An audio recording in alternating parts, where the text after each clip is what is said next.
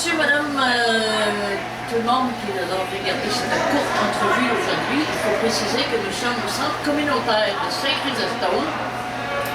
Et puis nous sommes là pour la coopération des développements communautaires de toute la région du Haut-Saint-Laurent d'ailleurs.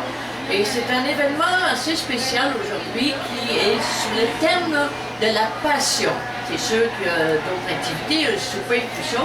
Et moi je suis là pour faire des entrevues. C'est notre toute première entrevue. Et j'ai la chance, j'ai l'opportunité d'avoir quelqu'un qui pour moi est très important et très spécial dans le domaine de la musique. Et puisqu'on parle de passion, on s'en va vers lui immédiatement. Bonjour, monsieur Tex Lavallee. Bonjour, ça va bien? Ben oui. Alors Tex, moi personnellement, je pense que j'aurais pas besoin de te demander ta passion, mais qui sait, parfois une passion, ça mène aussi à beaucoup de choses, ça engendre beaucoup de choses. On va faire un petit peu le survol de votre carrière, comme vous disiez, il dit tantôt, quand on jasait. Et puis, je vais quand même vous poser la question, quelle est votre passion, Tex? Ma passion, bien entendu, c'était au début d'être fermier. Vu que je mixais ça avec mes histoires de western et de musique, c'est là que j'ai eu des problèmes avec mon exécuteur testamentaire. On ne s'attendra pas là-dessus. Et puis, j'ai dû, pour cette raison-là, opter pour ma passion, ma deuxième passion, qui était la musique. C'était né en vous, tout simplement, ou c'était déjà dans la famille, où vous aviez des idoles que vous disons, si on recule dans, excusez, si on recule dans les années, fin des années 30, puis début 40, puis tout ça, dans ce temps-là, il y avait beaucoup de veillées régionales entre les régionales, locales, les parties de cuisine. Les parties de cuisine, il y en avait beaucoup. Alors, il y avait des joueurs de violon, il y avait des joueurs de banjo. Vous, ça vous parlait, ça vous dit, vous l'aviez ressenti dans oui, ça oui. Là, j'allais dans ces parties-là, et je trouvais donc ça que c'était le fun. Alors, c'est ça, en 1943-44, ma mère voyait bien que j'aimais ça, et puis elle m'appuyait beaucoup. Fait que, elle m'a acheté ma première guitare. Oh. Une Pearl Beach. Un homme heureux à l'âge de 10 ans. Oui, une guitare Pearl Beach de 9,95, mais c'était de l'argent. Si on recule des années 40, le monde travaillait pour 50 cents, $1 par jour. Alors, c'était beaucoup d'argent. Puis, il aurait été zéro, on a vendu le prix de la guitare. Et cette guitare-là vous emmenez, à un moment donné, à faire de la composition ou à chanter des chansons western, country western du temps.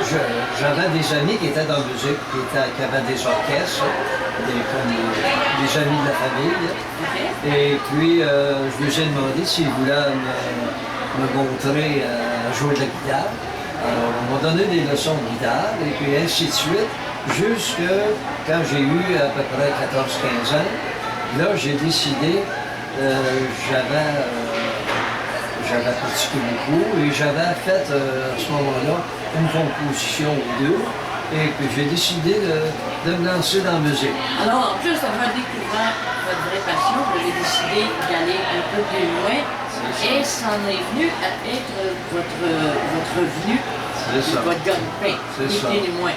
Donc, vous êtes la preuve aujourd'hui, comme vous le dites, où une passion peut nous venir. Ça peut remplir un vide dans la vie, ça peut faire bien des choses, mais ça peut surtout devenir notre gagne-pain.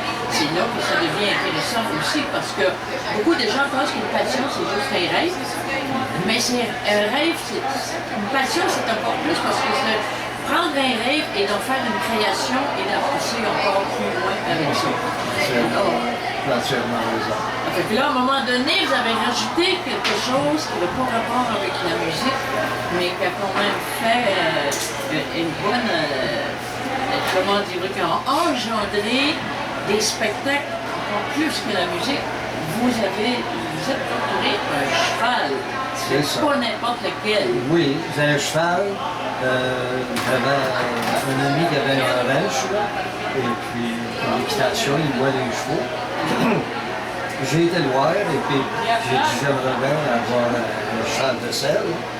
Ça fait qu'il dit, as-tu beaucoup d'argent? Ça coûte cher, ça. Ça fait que j'ai dit, les 65 $ que je me suis ramassé.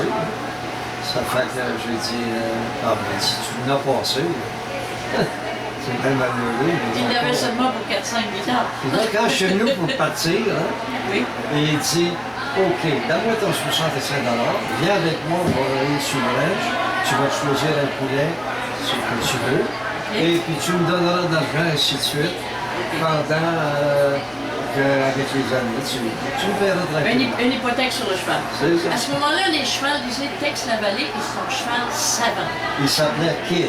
Il s'appelait Kid. C'est Comment dire, cheval savant, c'est qu'il faisait faire beaucoup de trucs. Oui, il C'est tout faisait vous qui l'avez 32 montré. tricks, hein? 32 tricks. Oh. Et les jeux. Et puis, là, j'ai commencé à faire des petits spectacles, tout. Et puis, je me suis formé un petit orchestre avec un comédien, Billy Léonard, Oh boy. qui était un petit bonhomme à peu près de 4 pieds 8, hein, Oui. qui ressemblait à Charlie Chaplin. Un peu. OK. Et puis, un canoir dans mon regard. OK. C'était un grand comédien. Alors, j'ai commencé à faire des petites tournées et tout ça.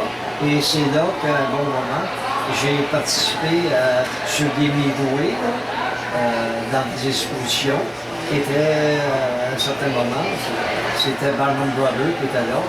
Oui, c'est ce que vous disiez d'ailleurs, que vous aviez été engagé dans un cirque qui Voilà. était reconnu dans le temps et puis quand même en provenance des États-Unis. Alors votre nom, déjà, votre popularité s'agrandissait. C'est là. ça. Puis pourquoi que je souris, c'est pas que j'ai le goût de rire de ce que vous avez fait, mais c'est que je me dis quand on regarde ça, même le cheval, c'est devenu sa passion.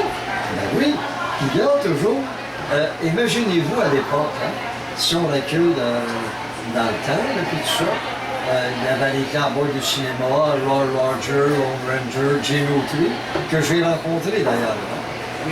J'ai tout rencontré, j'ai des souvenirs, des signatures d'eux autres. Alors, je me suis retrouvé avec une grosse pancarte sur des terrains d'exposition, tu sais, avec ma photo, mon cheval. Et imaginez-vous, je me prenais à ce moment-là pour une grande vedette. Hein. Mais vous étiez une grande vedette en fait. Hein? Mais quand on a atteint ce Non, sommet-là, écoutez, vous étiez sans une vedette du prétention, temps. là. Vous étiez une vedette du temps. Aujourd'hui, une vedette, c'est Hollywood, ou bien ici au Québec, c'est remplir le centre ville. Disons que- Mais vous étiez une vedette du temps. J'avais du gars. Hein. C'est humble de votre part de dire que vous vous preniez pour une vedette. Vous étiez une vedette. Non, mais là, moi, je me renflais, hein. Ben oui. Je rentrais, puis je regardais la Ben tête, oui.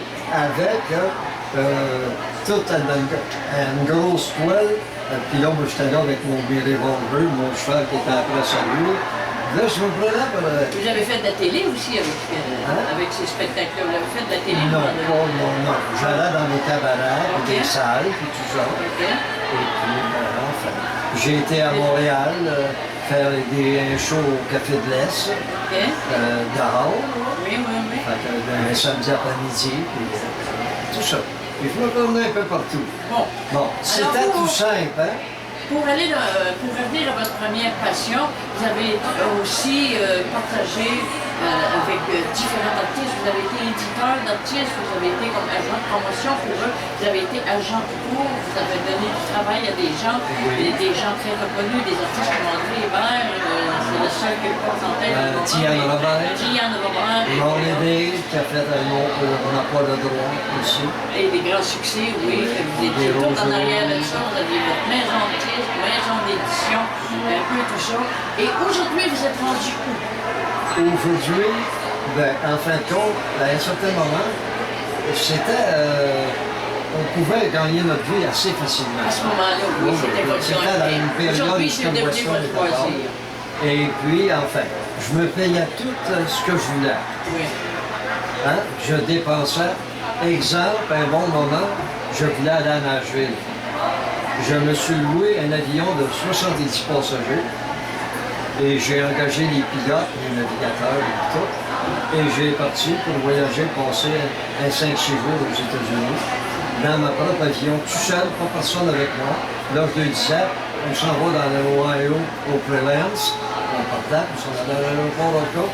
Mais ça me coûtait 400 piastres de l'heure. Oh, bon. 400 piastres de l'heure, c'était Mais vous aventure. aviez les moyens à ce moment-là. Oui, oui, oui, oui, facilement, j'ai de l'argent ignorant. Aujourd'hui, vous êtes rendu à quel âge? Est-ce que c'est indiscret de vous demander? J'ai 88. 88. Ouais. Félicitations. Et votre accomplissement, votre passion vous sert encore de loisir, ni plus ni moins. Moi, je dirais, comme je parlais au début, que ça peut remplir un vide. Ça remplit le vide parce que vous ne pouvez plus tellement accéder à ces gros spectacles, à ces gros noms. Mais vous chantez encore, par contre, quand vous avez l'occasion dans la région. Pour vos amis autour de vous. On vous rencontre. Vous êtes de Saint-Chrysostome ici, natif de Milford, vous le dites, mais vous êtes parti de là, bébé. Et même au centre communautaire de Saint-Chrysostome, on peut encore vous entendre de temps à autre, quand il y a des activités bénévolement, s'amuser. Vous donnez, vous ne payez plus des grosses soirées artistes pour partager et faire reconnaître les autres artistes, mais vous donnez de votre temps bénévolement. Vous avez toujours été quelqu'un de généreux, vous avez toujours été quelqu'un à sa place, qui a toujours partagé au lieu de vouloir la place des autres. J'ai eu l'occasion de travailler en animation avec vous, c'est ce qui m'a touché. Je vous remercie infiniment. Est-ce que vous avez un petit mot de la fin pour la game? Disons là qu'avec tout ça, vous allez dire, texte, tu dois avoir de l'argent.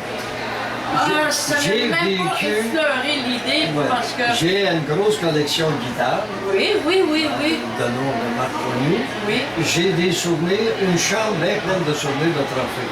Une chambre pleine. J'ai 10 valises bien pleines de documents de tournées, d'affaires que j'ai faites. C'est ce qui me reste en fait de richesse. Mais j'ai fait une belle vie, puis je me suis payé après, puis je me Vous avez vécu votre rêve, vous l'avez vécu, réalisé, et vous êtes encore un peu dedans. Oui. Je vous remercie beaucoup de texte, mais je vous promets qu'on fera une autre vie plus longuement. On m'avait demandé juste quelques minutes ici. Je pense qu'on a dépassé largement, mais c'est pas grave, parce que l'important c'était là et c'était très intéressant. Vous êtes un des doyens qui a réalisé sa vie en vivant de sa passion. C'est le thème de la journée aujourd'hui. Merci beaucoup. Aussi, avant de terminer, je voudrais qu'on rende hommage à Mélina ici, qui est une grande dame dans le domaine de la promotion et tout ça. Moi, ma passion, c'est un peu ça, les entrevues. C'est ça, elle chante bien aussi. Alors, ça m'a fait plaisir de jaser avec toi. Et puis, on continue notre petite routine. Oui. Et puis, bonne chance à On va se reprendre. Merci infiniment. Merci.